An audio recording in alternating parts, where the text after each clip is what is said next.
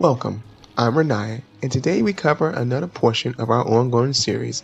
But first, consider the following two questions. Question 1. Question 2.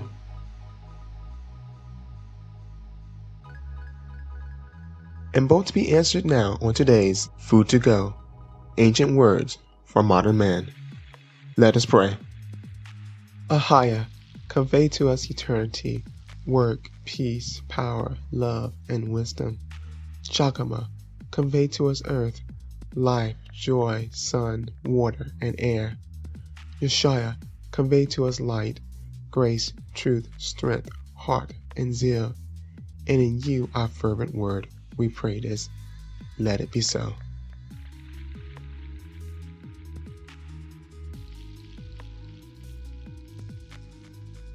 Let's begin. Verse 7. Ye that fear the Lord, wait for his mercy, and go not aside, lest ye fall. So, immediately, the answer to our question is presented. First, fear the Lord.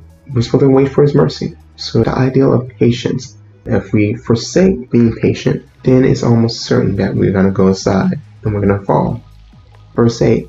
Ye that fear the Lord, believe him, and your reward shall not fail. So, if something's promised, do you have enough faith that he's going to fulfill it? Or do you think it's just make-believe? So, in this day and age, we can be very cynical.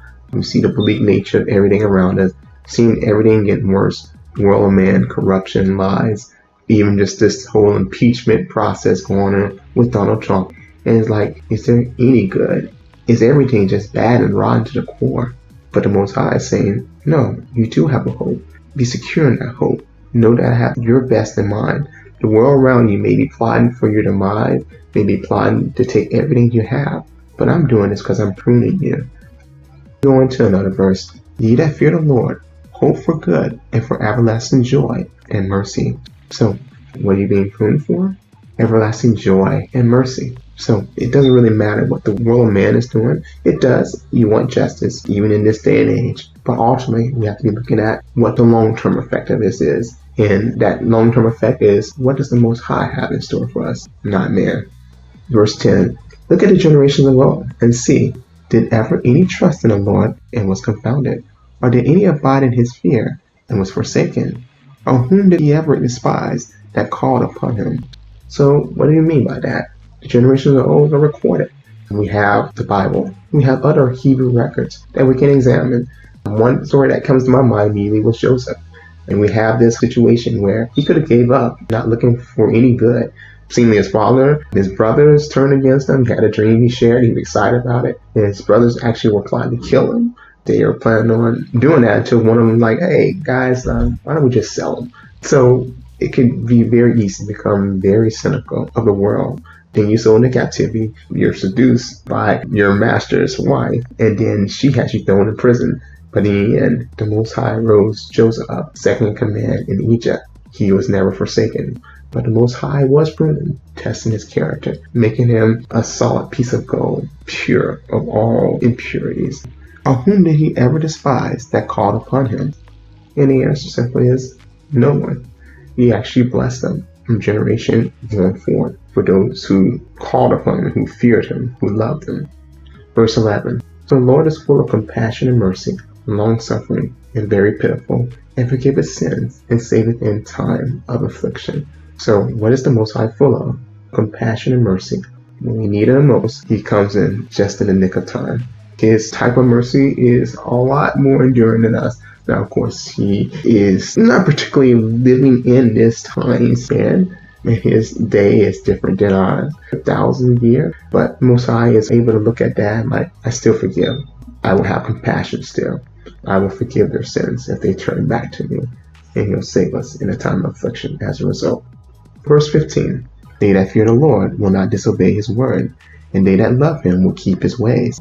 So, a servant who fears the Most High does what? Again, we're back to this. And if you notice again, we get that sense of redundancy. The Most High is serious about this, stressing those that fear him. And what will they do? They will not disobey his word. And they that love him will keep his ways. And his ways are numerous. They're without end. The spirit is without limit. And it goes into that ideal of the sin of omission. So we have the laws that the Most High gives us in His Word. We have the Ten Commandments, but the continual expression of that shows up in many different facets, different forms in our life. And we just got to be cognizant of the Spirit. And therefore, we will not disobey His Word, and we will keep His ways. Verse 16, they that fear the Lord will seek that which is well pleasing unto Him, and they that love Him shall be filled with the law. So, verse 16, continue with the servant who fears. They will seek what is well pleasing unto Him. So it's going to be that thirst for righteousness and a longing to see justice done, to see everything cleared out, to make sure that everything is proper, correct for the person you love. Just like any relationship, especially new relationships, they're always seeking to please one another. And it's the same dynamic that the Most High created in the spiritual realm that He desires us to show toward Him. Does He need us? No. But does He want that same type of affection? Yes. He made us in His own image. So appreciation. And they that love Him shall be filled with the law. Nothing more should be needed to say about that, but the law is at the forefront of this. Going forward, they that fear the Lord will prepare their hearts and humble their souls in His sight. So, not going to come willy-nilly, but you're going to take and you're going to meditate. You're going to humble your soul in His sight. And ultimately, chapter 2, verse 18, of all those who fear the Lord, they will say this, we will fall into the hands of the Lord and not into the hands of men. For as His majesty is, so is His mercy. Let's review.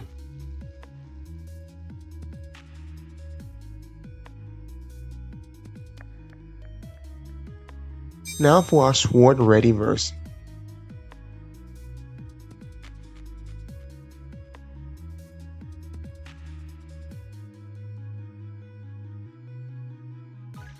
And that's a wrap. Until next time, Shalom.